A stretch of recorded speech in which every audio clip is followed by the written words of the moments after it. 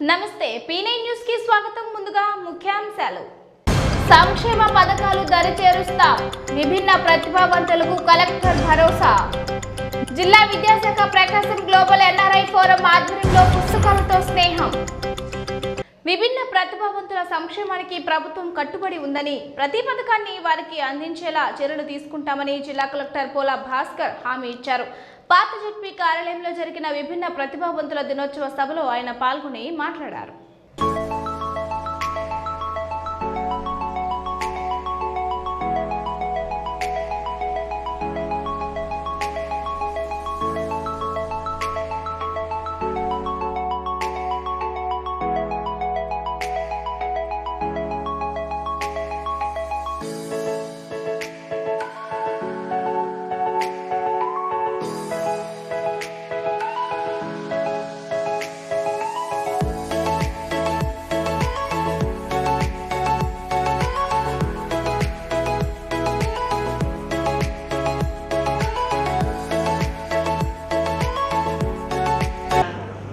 వేరే డిపార్ట్మెంట్లో బీసీ వెల్ఫేర్లో పనిచేస్తున్నా కానీ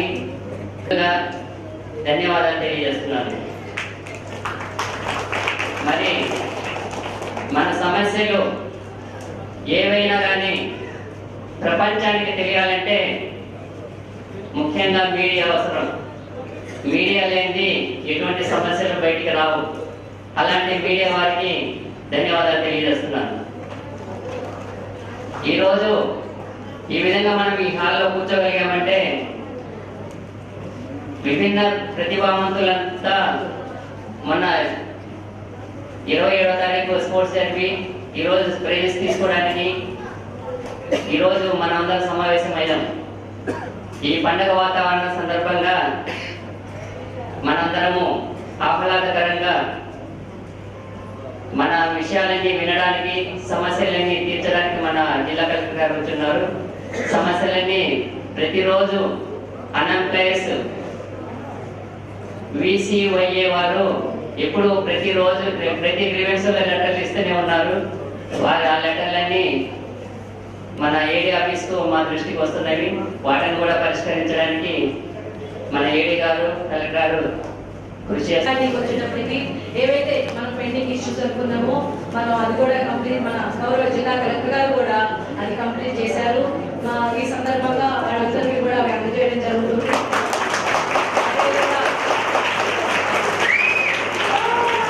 అదేవిధంగా కలెక్టర్ గారు ఏదైతే మీకు రీసెంట్ గా మన జిల్లాలో మన 28వ తారీఖున మన జిల్లాలో ఈ ప్రపంచ అంతర్జాతీయ విభిన్న ప్రతిభావంతుల దినోత్సవం సందర్భంగా స్పోర్ట్స్ కండక్ట్ చేసుకున్నాము. ఆ స్పోర్ట్స్ లో విజేతమైనటువంటి వాళ్ళు కూడా బహుమతి ప్రదానం చేయడం జరుగుతుంది. ఆ రోజు కలెక్టర్ గారు ఏదైతే జరుపుకుంటాము. అలానే లేకపోతే దాని దుష్ప్రభావం పిండ మీద పడి సంభవించేటటువంటి అంగవైకల్యం ఒక రకం అయితే, భూమి మీదకి వచ్చిన తర్వాత రోడ్ యాక్సిడెంట్లు, రైల్ యాక్సిడెంట్లు, కరెంట్ షాక్ల వల్ల వచ్చే అంగవైకల్యము ఇంకొక రకం అయితే, సడన్ న్యూట్రిషన్ వల్ల వచ్చేటటువంటి అంగవైకల్యము ఇంకొక రకం అయితే, మనకి రకరకాల పొల్యూషన్స్, మనకి గ్రౌండ్ వాటర్ బాగలేకపోవటము, పొల్యూషన్, అలాగే కొన్ని మందులు వాడటంలో సైడ్ ఎఫెక్ట్స్ గా వచ్చేటటువంటి అంగవైకల్యం కొన్ని రకాలు. కాబట్టి 5-6 రకాల అంగవైకల్య కేటగిరీలు ఉన్నప్పుడు మనం మరి దీని నుంచి బయటపడేది ఎట్లా అనేటటువంటి ఒక ఆలోచన వచ్చినప్పుడు, నాకు కూడా ఇంగ్లీష్ మందులో డస్ట్ ఎలర్జీకి మందు వాడటం వల్ల నాకు సైడ్ ఎఫెక్ట్ గా ఆప్టిక్ డిస్క్ ఎఫెక్ట్ అయ్యి 1% నుంచి అది 100% వరకు ఈ ప్రోగ్రెసివ్ డిజనరేషన్ అనేది స్టార్ట్ అయింది. అయితే అన్ని దశల్లోనూ ఏంటంటే ఎక్కడికక్కడ దీన్ని ఎట్లా నివారించుకోవాలి అని, ఎట్లా తగ్గించుకోవాలి, ఈ ప్రోగ్రెసివ్ డిజనరేషన్ పెరగకుండా ఎట్లా కాపాడుకోవాలని చాలా తీవ్ర ప్రయత్నం చేసినప్పటికీ నాకు ఆంగ్లేయ వైద్య విధానంలో దీనికి సొల్యూషన్ ఎక్కడ కనిపించలేదు. ప్రపంచంలో ఉన్న అన్ని దేశాల్లో ఎక్కడెక్కడ ఏ రకమైన రీసెర్చ్ జరుగుతుందని చాలా సమాచారం సేకరించినప్పటికీ ప్రతి చోట ఏంటంటే రీసెర్చ్ స్టేజ్ లోనే ఉంది కానీ సొల్యూషన్ ఎక్కడ దొరకట్లేదు అని తెలిసింది 2005 వరకు. అయితే ఆ తర్వాత నేను నా ఉద్యోగరీత్యా అనకాపల్లి అక్కడ పనిచేస్తున్నప్పుడు కొంతమంది అద్భుతమైన మహర్షులు, మహాయోగులు, వాళ్ళు సమాజానికి దూరంగా ఉంటారు, వాళ్ళ గురించి ఎవరికి తెలియదు, కానీ చాలా మంచి విషయాలపైన ఈ ప్రోగ్రెసివ్ డిజనరేషన్స్ కంట్రోల్ చేయటము, అంగవైకల్యాన్ని నివారించటము, ఇవన్నీ కూడా నేను కొన్ని విషయాలు తెలుసుకొని అప్పుడు నా PhD వర్క్ ని మోడర్న్ మెడిసిన్ మనం నోటిఫికేషన్ ఇచ్చుదాం. దానికి 148 మంది అప్లై చేసుకున్నారు. దాన్ని జేసీ లెవెల్లో ఒక స్క్రూటినీ కమిటీ వేయడం జరిగింది. వాళ్ళంతా స్క్రూటినీ చేసి ఇప్పుడు లిస్టును పబ్లిష్ చేయమని చెప్పేదాకా మనకు పెట్టారు.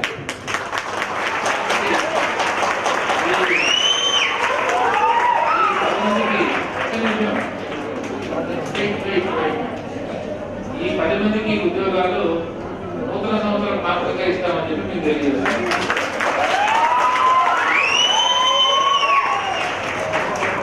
అట్లాగే ఇటీవల కాలంలో రాష్ట్ర ప్రభుత్వం అవుట్ సోర్స్ లో పనిచేస్తున్నటువంటి సిబ్బంది అందరికీ కూడా సకాలంలో జీతాలు ఇవ్వాలి. అంటే రెగ్యులర్ ఎంప్లాయీస్ కి రకంగా అయితే మరి రెగ్యులర్ గా క్రమం తప్పకుండా 1వ తారీఖున జీతభత్యాలు వస్తాయో అదే తరహాలో అవుట్ సోర్స్ లో పనిచేస్తున్న సిబ్బందికి కూడా ఇవ్వాలన్నటువంటి ఉద్దేశంతో మరి ఇందాక కొంతమంది ఆ విషయం ప్రస్తావించారు. ఆంధ్రప్రదేశ్ కార్పొరేషన్ ద్వారా అవుట్ సోర్స్ అనే ఒక కార్పొరేషన్ ఏర్పాటు చేశారు. మరి ఈ కార్పొరేషన్ సంబంధించి ఎంతమంది పనిచేస్తున్నారో అన్ని శాఖల్లో అన్నటువంటి విషయాన్ని ఇప్పుడు అసెస్మెంట్ జరుగుతోంది. అయితే మీకు కోటాలో ఎక్కడైనా డెఫిషియన్సీ ఉంటే మనం వచ్చే సంవత్సరంలో అంటే 2020 సంవత్సరంలో అవుట్ సోర్స్ లో ఉన్నటువంటి ఆ డెఫిషియన్సీలు కూడా ఫిల్ చేయడానికి స్టెప్ తీసుకుంటామని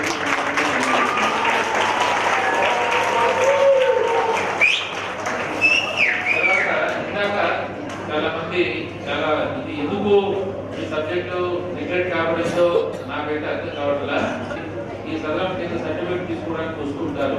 అట్లాగే ఒక సర్టిఫికేట్ జారీ చేయడానికి ఎలిజిబిలిటీ లేదని చెప్పి వాళ్ళు నిర్ధారణ చేసిన తర్వాత కూడా మళ్ళా 2వసారి 3వసారి అప్పీల్ చేసుకుంటూ మళ్ళీ ఒకసారి పునఃపరిశీలన చేయండి, మాకు సర్టిఫికేట్ జారీ చేయండి అని చెప్పి ఎక్కువ మంది రిక్వెస్ట్ చేసుకుంటున్నారు. అట్లాగే మరికొంతమంది వాళ్ళకి ఇచ్చినటువంటి స్లాట్ దృష్ట్యా ఏదో కారణాల చేత అటెండ్ అవ్వలేక మళ్ళీ మరోసారి వస్తున్నారు తెలియక. సో ఇట్లాంటి సందర్భాల్లో వాళ్ళంతా జనరల్ హాస్పిటల్కి వచ్చినప్పుడు మరి అక్కడంతా కూడా చాలా రద్దీ ఉంటుంది. అంతా రోగులంతా కూడా హాస్పిటల్లో తిరుగుతూ ఉంటారు. సో ఆ క్రమంలో ఈ ఇబ్బంది పడకుండా ఒక స్పెషల్ కౌంటర్స్ ని మన 3వ తారీఖున అంటే డిసెంబర్ 3వ తారీఖున మన జనరల్ హాస్పిటల్లో ఎస్టాబ్లిష్ చేశాం. కాబట్టి ఇప్పుడు మీరు ఇబ్బంది పడకుండా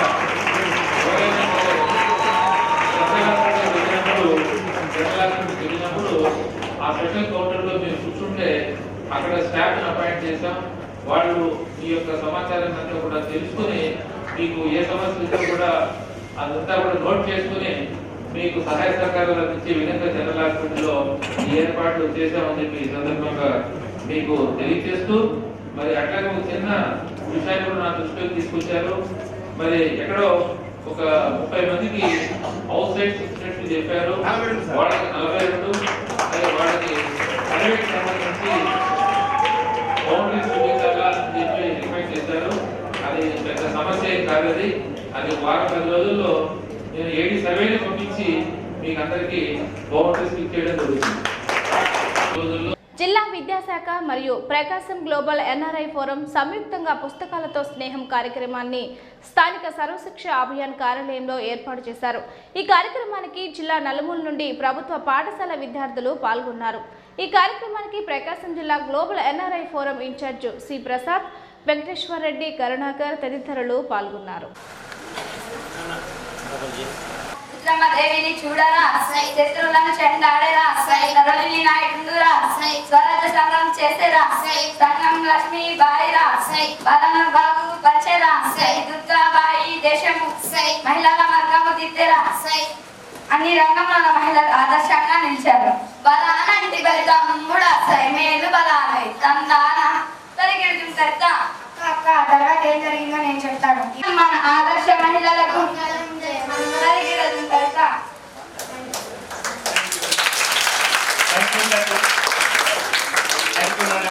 మీరు ఏ గ్రూప్ లో కూర్చున్నారో ఆ గ్రూప్ లో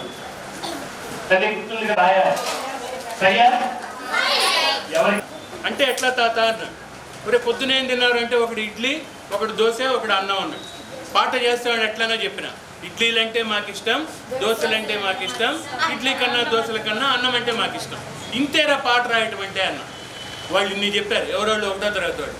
మీరేం చెప్తారో చూద్దాం అనేది మా ఆశ. ఓకేనా?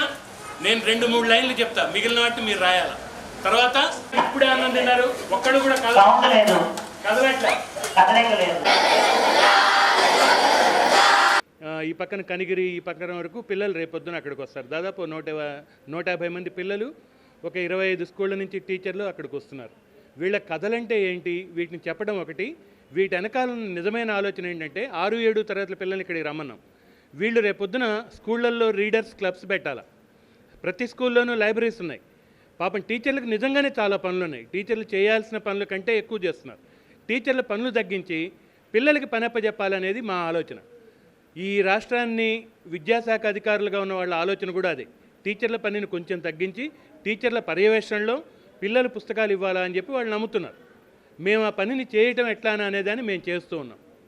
నిన్నగాక మొన్న వాడ్రేవు చినవీరభద్రుడు గారు అంటే రాష్ట్ర కమిషనర్, విద్యాశాఖ కమిషనర్ మన ఒంగోలు వచ్చినారు. ఒంగోలుకి వచ్చి గర్ల్స్ హై స్కూల్లో ఉన్నారు. ఆయన వర్చువల్ క్లాస్ రూమ్ చూద్దామని 1.5 గంటల పాటు పిల్లలతో మాట్లాడారు.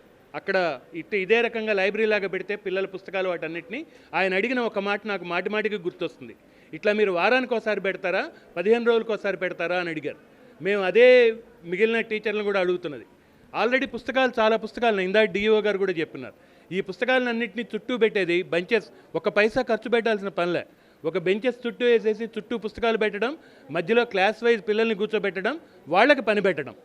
పిల్లలే పుస్తకాలు తీసుకోవాలి, పిల్లలు పుస్తకాలు ఇవ్వాలి, పిల్లలు పుస్తకాలను చదవాలి, చదివిన పుస్తకాల గురించి వాళ్లే రాయాలి, వీటన్నింటిని అర్థం చేసుకోవాలి.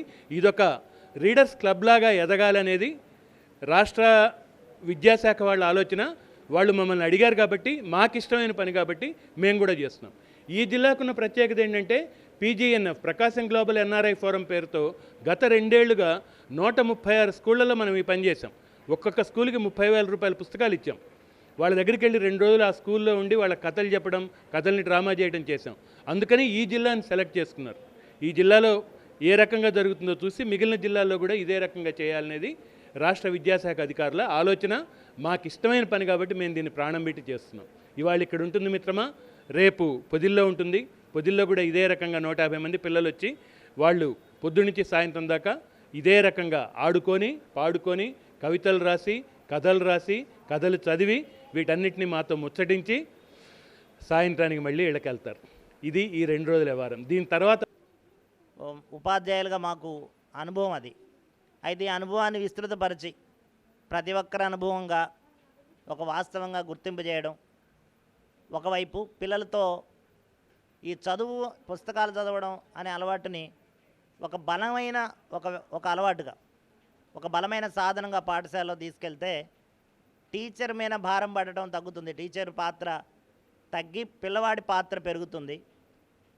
సెల్ఫ్ లెర్నింగ్, స్వీయ అభ్యసనం, పుస్తకాన్ని తీసి చదివి అర్థం చేసుకోవడం అనే క్రమం కొంత మొదట్లో చాలా కష్టంగా అనిపిస్తుంది. కానీ దీన్ని మనం కొంచెం గట్టిగా చేయగలిగితే, ఎక్కువ మనసు పెట్టి చేస్తే ఆ శ్రమ మొదట్లోనే ఉంటుంది. ఆ పిల్లల భవిష్యత్తులో టీచర్లతోటి యూనివర్సిటీలోకి వెళ్ళినా, ఎక్కడికి వెళ్ళినా వాళ్ళంతటా వాళ్ళు ఏదైనా సరే చదివి నేర్చుకోగలుగుతారు, తెలుసుకోగలుగుతారు. ఇప్పుడున్న ప్రపంచంలో ప్రతిదీ అందుబాటులో ఉంది సమాచారం. కావాల్సిందల్లా చదవగలగడం, చదవడానికి సంబంధించి నిమగ్నత, కాన్సన్ట్రేషన్ ఉండడం. దీన్ని అలవర్చడం అనేది ఒక పద్ధతి ప్రకారం క్రమబద్ధంగా చేయాలి పిల్లలకి. అలా చేస్తేనే వస్తుంది. కానీ పిల్లలు పుస్తకాలు చదవట్లేదండి, ఇప్పుడు ఎవరు చదువుతున్నారు, అందరు సెల్ ఫోన్లు అని అంటాం కరెక్ట్ కాదు. ఆ ప్రయత్నం చేద్దాం. ఆ ప్రయత్నాన్ని విడిగా చేద్దాం, సమూహంగా చేద్దాం, ప్రభుత్వం చేసే కార్యక్రమాల్లో భాగంగా చేద్దామని, ఎక్కడ వీలుంటే అక్కడ చేద్దాం అనుకొని అందులో భాగంగానే ఇక్కడ ప్రసాద్ గారు అలాగే మిగతా మిత్రులతో కలిసి ప్రభుత్వ కార్యక్రమంలో భాగంగానే, ప్రభుత్వ ఉద్దేశంలో భాగంగా ఈరోజు ఇంగ్లీష్ మీడియంని అన్ని చోట్ల అన్ని పాఠశాలలు అమలు చేస్తూ తెలుగుని ఒక పటిష్టమైన భాషగా అభివృద్ధి పరచాలి, అమలుపరచాలనే ఉద్దేశంతో ఉంది ప్రభుత్వం. తెలుగు భాష, ఏ భాష అయినా సరే పుస్తకాలు చదవడం అనేక లాభాలు ఉంటాయి. పుస్తకాలు చదవడం వల్ల మనకు జ్ఞానం వస్తుంది. అదే పుస్తకాలను చదివిన దానివల్ల పక్కనలతో పంచుకోవడం వల్ల మనకున్న జ్ఞానం పక్కనలకు కూడా అందుతుంది. పుస్తకాలు చదవడం వల్ల మన జ్ఞానం రావడంతో పాటు ప్రపంచంలో ఏమేమి జరుగుతుంది అనేది మనకు యూజ్గా ఉంటుంది. ఇప్పుడు అలాగే నేను ఈ మధ్య చాలా పుస్తకాలు చదివాను. రాబిన్సన్ క్రూసో, రెక్కల పిల్ల, ఇలా అనేక రకాల పుస్తకాలు చదివాను. వాటన్నిటిలో నాకు సముద్రయాత్రలు అంటే బాగా ఇష్టం. ఎందుకంటే నేను చదివిన వాటిలో 70% పుస్తకాలు సముద్రయాత్రల మీదే ఉంటాయి. నాకు మిగిలిన పుస్తకాలు చదువుతుంటే చదవబుద్ధి కాదు. ఎందుకంటే అది సముద్రయాత్రలు ఉంటే అంటే సముద్రయాత్ర. ఏపీఎస్ఆర్టీసీని ప్రభుత్వంలో విలీనం చేస్తామని చెప్పి ఛార్జీలను పెంచడం ద్వారా రాష్ట్ర ప్రభుత్వం మాట తప్పిందని జిల్లా బీజేపీ అధ్యక్షుడు కృష్ణారెడ్డి విమర్శించారు. జిల్లా పార్టీ కార్యాలయంలో మీడియా సమావేశం నిర్వహించారు. ఈ కార్యక్రమానికి ఒంగోలు కన్వీనర్ బొద్దులూరి ఆంజనేయులు, మీనాకుమారి, ఓబీసీ మోర్చా జిల్లా అధ్యక్షులు తానికొండ సురేష్ యాదవ్ తదితరులు పాల్గొన్నారు. చంద్రబాబు నాయుడు గారు ఉన్నప్పుడు ఏదో కరకట్ట మీద అక్రమ కట్టాలు కట్టారని చెప్పేసి వచ్చిన వెంటనే కూడా ఆ కట్టాలను కోలుకోవడం జరిగింది. మరి ఈరోజు ఇక్కడ ప్రభుత్వ అండదండలతో ఈరోజు యథేచ్ఛగా ఈరోజు వీళ్ళు అక్రమ నిర్మాణాలు చేస్తూ ఉన్నారు గవర్నమెంట్ దాంట్లో. మరి దాని మీద ఎక్కడ చర్యలు తీసుకోవట్లేదు. కాబట్టి వెంటనే కూడా సంబంధిత అధికారులు కూడా స్పందించి ఏదైతే అధికార పార్టీకి కొమ్ము గాయకుండా కొంత కరెక్ట్గా మీ యొక్క డ్యూటీని చేయాలని చెప్పేసి మేము చెప్తా ఉన్నాం. ఇటువంటి కానీ పునరావృతం అయితే భారతీయ జనతా పార్టీ చూస్తూ ఊరుకోదు. తప్పకుండా కూడా మేము కూడా ఆందోళన కార్యక్రమాలు చేయాల్సి వస్తుంది. ఈరోజు కూడా రాష్ట్ర వ్యాప్తంగా కూడా ఈ పెరిగిన ఛార్జీల మీద భారతీయ జనతా పార్టీ శ్రేణులందరూ కూడా ఈ విస్తృతంగా కూడా ఈరోజు కార్యక్రమాలు చేస్తూ ఉన్నారు. తప్పకుండా కూడా ఉపశమనం తెచ్చుకోవాలని చెప్పేసి మేము డిమాండ్ చేస్తూ ఉన్నాం. ఇంకా మనం చూసినట్లయితే పోలీస్ డిపార్ట్మెంట్ ఏదైతే ప్రజలకు రక్షణగా నిలబడిన పోలీస్ డిపార్ట్మెంటే ఈరోజు వాళ్ళు ఏదో పాలక పక్షానికి అనుకూలంగా ఈరోజు అక్రమ కేసులు ప్రతి ఒక్కరి మీద అంటే భయపడిపోతున్నారు. ఈరోజు గ్రామాల్లో అయితే అసలు వైసీపీ కాకుండా వేరే పార్టీ అంటే ఇంకా అసలు వాళ్ళు ఎలా ఉందంటే వాళ్ళు ఏదో పక్క దేశంలాగా ఫీల్ అయిపోతూ మేము ఈ గ్రామాల్లో ఉండాలా లేదా వలస పోవాలన్నటువంటి స్థితికి ఈరోజు ఈ గవర్నమెంట్ తీసుకొస్తూ ఉంది. తప్పకుండా కూడా ఇటువంటి చర్యలు అంటే కొంతమంది ఎమ్మెల్యేలు తెలుసు లేదా మంత్రులు తెలుసు, అది విషయం అయితే మనకు కరెక్ట్గా తెలియదు. కాబట్టి ఇక్కడి నుంచైనా సరే వాళ్ళని కొద్దిగా మందలించి ఆ కింది స్థాయిలో ప్రతి ఒక్కరు కూడా మీరు సెక్యూరిటీగా ఉండాలని చెప్పేసి భారతీయ జనతా పార్టీ తరఫున డిమాండ్ చేస్తూ మరి పనితీరే అని చెప్పి మేము భారతీయ జనతా పార్టీ తరఫున తెలియజేసుకుంటాం. ఎందుకంటే నిత్యావసర వస్తువుల కాడ నుంచి ఈరోజు విద్యుత్ ఛార్జీలు, అలానే ఆర్టీసీ ఛార్జీలు ప్రతిదీ కూడా మరి భారం ప్రజల మీద పడుతుంది. మరి ప్రజలకి అండగా ఉంటాను, ఈ రాష్ట్రాన్ని ఏదో అభివృద్ధి బాటలో తీసుకెళ్తానని చెప్పి ఆ రోజు వాగ్దానం చేసి ప్రజల మన్ననలు పొందుతూ మరి అత్యధిక మెజార్టీతో గెలిచిన ఈ ముఖ్యమంత్రి ఈరోజు ఆయన పీఠం ఎక్కగానే మరి ప్రజలకు ఇబ్బంది పడే విధానాలని మరి ఆయన చేస్తున్నాడు. అంటే దీన్ని ఖచ్చితంగా ఈ రాష్ట్రము గత ప్రభుత్వం కన్నా ఈ రాష్ట్రం ఇప్పుడున్న ప్రభుత్వము ప్రజలకి మరింత ఇబ్బంది పాలు చేస్తున్నారని చెప్పి భారతీయ జనతా పార్టీని తెలియజేస్తున్నాం. ఈరోజు పెరిగిన ఆర్టీసీ ఛార్జీలని వెంటనే మేధావి వర్గం ప్రజలు కూడా సంతోషించారు. కానీ వాళ్ళు చేసినటువంటి ప్రామిస్కి భిన్నంగా ఇప్పుడు మళ్ళీ ఛార్జీలు పెంచడం, ప్రజలపైన భారం వేయడం, అది ప్రజలందరూ కోరుకున్నది కాదు. ఎందుకంటే నిత్యావసర ధరలతోటి ఉక్కిరిబిక్కిరి అవుతున్నటువంటి సామాన్య ప్రజ ఇదో మధ్య ఇంకొక పెరుగుపడినట్టు. కరెంటు ఛార్జీలు పెరిగినాయి. నిత్యావసర మార్కెట్లోకి వెళ్తే సంచితో డబ్బులు తీసుకెళ్ళి హ్యాండ్ బ్యాగ్లో వస్తువులు తీసుకునేటువంటి పరిస్థితి కనపడతాం.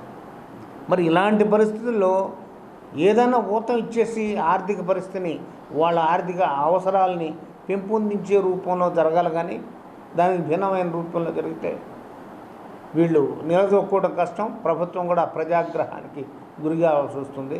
కనుక ఇప్పుడైనా ప్రభుత్వం వాళ్ళకున్న సమయాన్ని తక్కువైనా ఇప్పటికీ వాళ్ళ పరిపాలనా కాలం, రాబోయే రోజులైనా వాళ్ళు చేసినటువంటి తప్పుల్ని ఒక్కసారి పునఃసమీక్షించుకొని ఒక్కసారి రెక్టిఫై చేసి.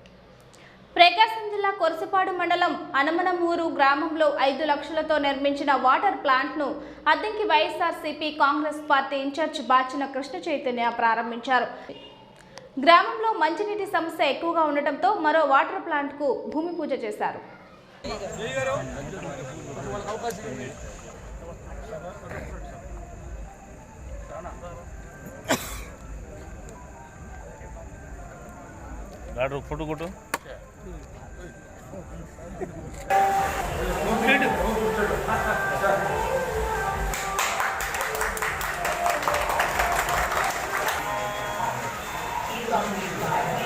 సార్ బట్టన్ ఏదో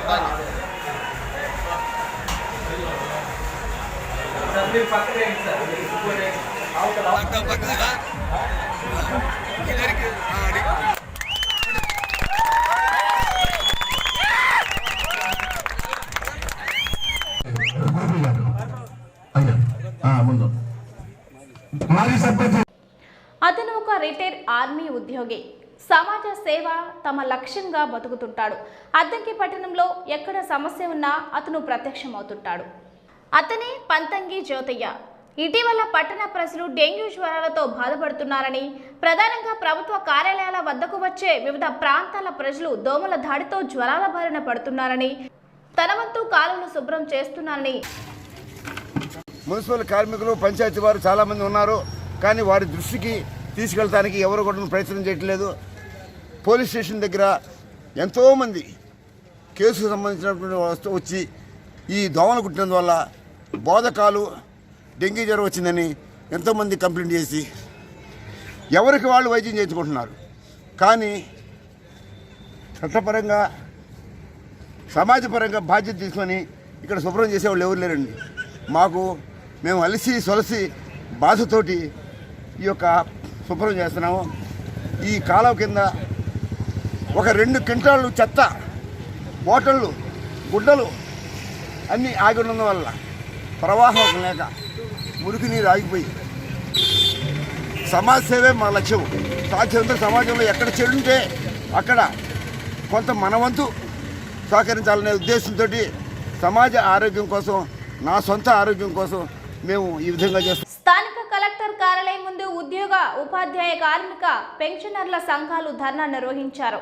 తమ డిమాండ్లను వెంటనే పరిష్కరించాలని ప్రభుత్వాన్ని కోరారు. ఈ కార్యక్రమానికి ఉద్యోగ, ఉపాధ్యాయ సిబ్బంది తదితరులు పాల్గొన్నారు. ప్రభుత్వానికి తీరికలేదా మన జేఏసీ నాయకులను పిలిచి మన సమస్యలను పరిష్కరించి ఈ విధంగా రోడ్డు మీద పడకుండా చేయడానికి, మరీ ముఖ్యంగా రేపు 20 తేదీలోపు జరిగే ధర్నా, విజయవాడలో జరిగే ధర్నా కార్యక్రమం లోపు మన జేఏసీ నాయకులను ప్రభుత్వం ఇప్పుడైనా కళ్ళు తెరిచి నిద్రపోకుండా ఇవాళ కళ్ళు తెరిచి మన జేఏసీ నాయకులు చర్చలు పెరాల్సిందిగా కోరుతా. ఉద్యోగస్తుల జీపీఎఫ్ కానీ, సరెండర్లు కానీ, రిటైర్ అయిన వాళ్ళు ఎంగేజ్మెంట్ ఎర్రలు కానీ, ఏ సమయంలో ఈ ఎంప్లాయీలు రెగ్యులర్ చేయడం కానీ, అవుట్ సోర్సింగ్ ఎంప్లాయీస్ ని వారికి పనికి సమాన వేతనం ఇస్తూ మరింతగా రద్దు చేయాలని, మరి ప్రభుత్వం ప్రకటించాలని, వారి నిర్ణయం తెలియజేయాలని, రద్దు చేయాలని కోరుకుంటున్నాం. మరీ ముఖ్యంగా మరి పిఆర్సీ అనేది కాలయాపన చేస్తారు. కమిటీలు వేసి మరి పిఆర్సీ మరి డిఎన్ఏ యొక్క ఆర్థిక పరమైన సమస్యలు, అది కూడా చాలా చిన్న సమస్యలు. పిఆర్సీ అనేది ఇవ్వాల్సిందే కాబట్టి మరి డిఏకి బడ్జెట్ లో అమౌంట్ కేటాయించడం జరుగుతుంది. బడ్జెట్ కేటాయించిన ఎంప్లాయీలు రెగ్యులర్ చేయడం కానీ, అవుట్ సోర్సింగ్ ఎంప్లాయీస్ ని వారికి ఉద్యోగస్తుల జీపీఎఫ్ కానీ, సరెండర్లు కానీ, రిటైర్ అయిన ముందు ముఖ్యాంశాలు మరోసారి. సంక్షేమ పథకాలు దరిచేరుస్తాం, విభిన్న ప్రతిభావంతులకు కలెక్టర్ భరోసా. జిల్లా విద్యాశాఖ ప్రకాశం గ్లోబల్ ఎన్ఆర్ఐ ఫోరం ఆధ్వర్యంలో పుస్తకాలతో స్నేహం. ఈ వార్తలందరితో సమాప్తం. నమస్కారం.